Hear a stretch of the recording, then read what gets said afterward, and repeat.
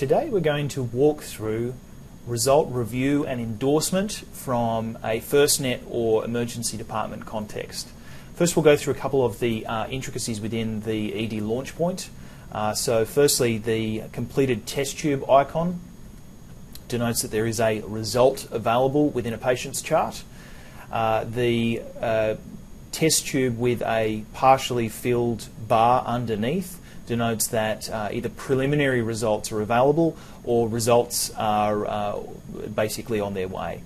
The red test tube icon or labs icon refers to a critical result that is available, and in that context you'll see that so that's denoting that there is a preliminary result available with further confirmation results to follow. The full lab icon below with the red icon denotes that there is a critical result. Now, as no doubt you know, results are not going into ED launch point, so when you do click on that labs icon, you'll be presented with no results found. To find out the status of tests, you simply click on the status button, and you'll see that these tests, CRP, full blood count, INR, and potassium level, all have a status of complete, or the green tick. So what we're going to do now is we're going to launch the patient's chart. We'll first go through ED summary, we'll go through results following that. So you can, from here, click on ED summary. So I've just quick launched this, this patient's chart to walk through the next part, which is the ED doctor view, or for all other contexts, the doctor view. By context, of course, I mean different logins. So if you change your user to a R3 doctor hospitalist, as an example, they will you will see this different view. Now, a couple of things to point out from here. The blue with a down arrow result denotes a low value result.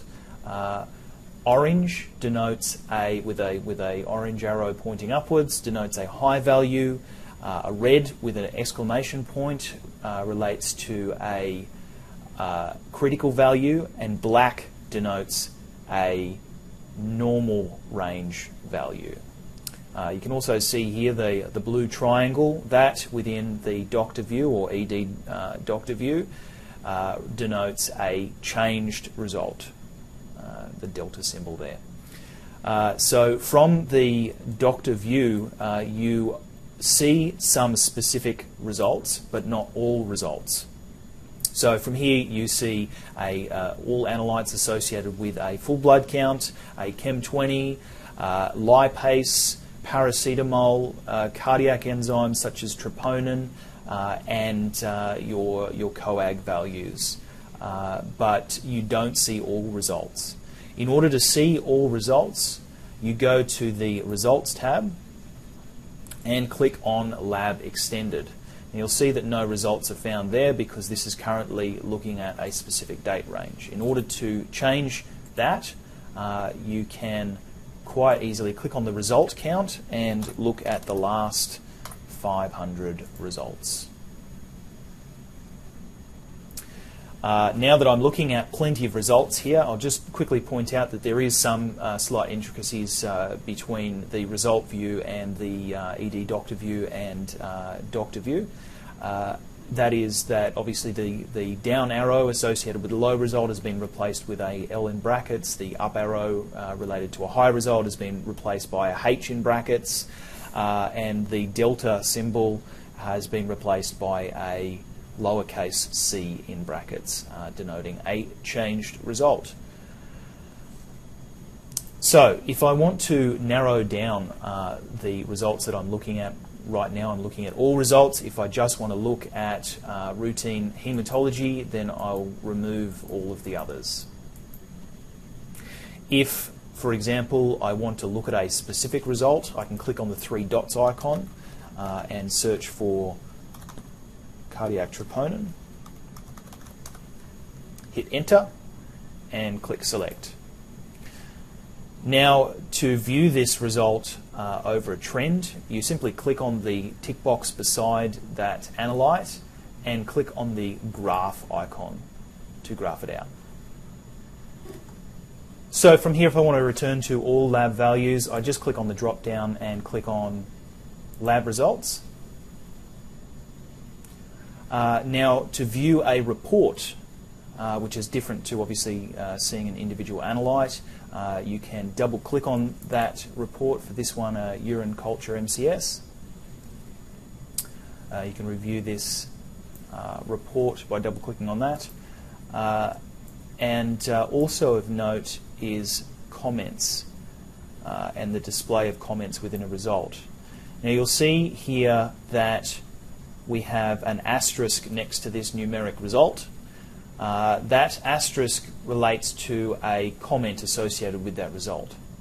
Now, in order to view that comment, I simply double click on that analyte, click on the comments tab, and I can review all comments associated with that result.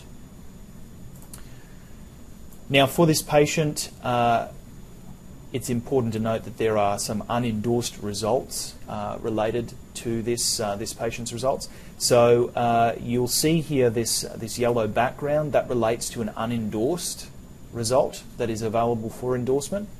Now, one thing to note with endorsement is that it presents you with a column view instead of a longitudinal view, which is what you can see obviously behind here. So it's important obviously that you review results within the patient's chart to review the longitudinal values before you do go ahead and endorse those results. And once you have opened the Endorse Results tab, you can scroll down and you'll see that I currently cannot endorse. That is because there is an unendorsed, or there is an unopened report in here.